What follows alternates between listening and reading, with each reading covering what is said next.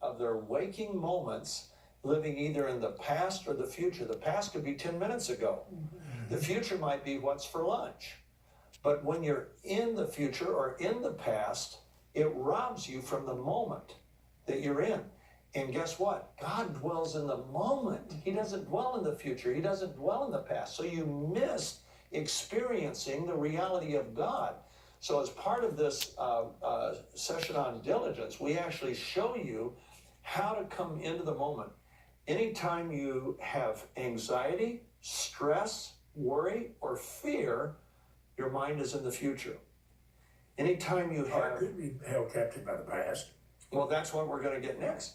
When it's held captive by the past, that is anger, resentment, sadness, discouragement. All those come when our mind is focused in the past. So we show you how to use those red flags. So all of a sudden you feel discouraged. That's a red flag saying you're in the past. Come back into the moment. All miracles happen in the moment. And we take this not only out of Proverbs, but John chapter 4, Jesus is sitting at a well. And this woman comes up, and Jesus engages her. He says, "Woman, give me something to drink." And she says, "How is it that you, a Jew, are talking to me, a Samaritan woman?" Yeah. And we see out of that, she becomes a believer in the Messiah. And she goes back to her village, and she recruits men, and they come out, and they become believers. And Jesus spends 2 days discipling a bunch of Samaritans, all because he was in the moment. Think for a minute. If he had been in the past, even 10 minutes, if he had been thinking, "Oh, Father, how long am I going to have to referee between James and Peter? I'm so tired of that." She comes to the well, gets her water, and goes. A whole village isn't evangelized, isn't discipled. How about he's living 8 hours into the future? "Father, I can't wait till tonight when it's just you and me. We'll spend all night in fellowship." She comes, she goes. How about if he's 10 minutes into the future? "Father, I hope they bring something back for lunch that tastes good." She comes, she goes. Nothing happens. But he wasn't in the future, he wasn't in the past, he was in the moment.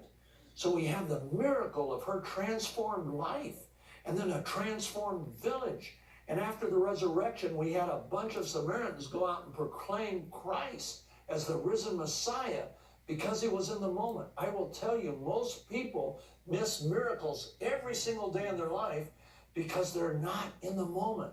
So that's a big teaching that we now teach in the diligence session. In fact, there's about 40 minutes on it, and that alone changes your life that night. I want to touch on this because it's another one of the teachings from Proverbs. You talk about vision. So we talk about living in the moment. You could be to some, and that's why it's so important to get the whole series, get the whole package of the Proverbs, because it's all there for us. But you talk about vision. So vision sometimes does have something to do with the future. Yes. And the more the vision we have, which could be our hopes and our dreams, nothing wrong with that. Right, no. You know, that's fine. And we need our hopes and dreams to be foolish or totally selfish ambition driven and demonically controlled. We don't need that, but to have those dreams. But if we can step up to where we catch the vision of the Lord, see things from his point of view, that's a healthy vision. And you have to live in the moment, by the way, to get in that place where you get that See, vision. that's the thing. People say, "Well, does that mean I don't plan anymore?" No, you're planning in the moment for the future.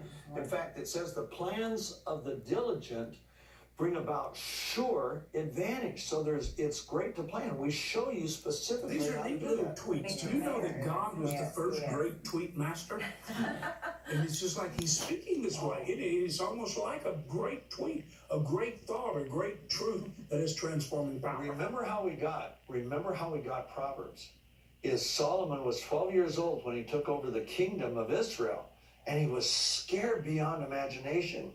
And God appeared to him in a dream, and he said, "What would you ask of me?" And he says, "I just ask that you grant me wisdom that I might rightly judge your great people." Wow. And God said, "Because you just asked for wisdom, you didn't ask for length of life or riches or the life of your enemies, I'm going to grant you more wisdom, more glory, more wealth than anyone before you or after you." Wow. Okay? Well, that's what we have. And then what we do, where we go just one step further, is we take the proverb and we show you specifically how to apply it. So you can apply it to your marriage, your business, whatever. And you know, you've got one here too that a lot of people are rightly interested in, and that's joy, happiness. And I think you wanted to make some kind of a point on and we don't have a lot of time. That's why people get the whole series and get all of it, because then you have plenty of time. And you can listen at your own time frame. But happiness is I big. love the happiness secret, because so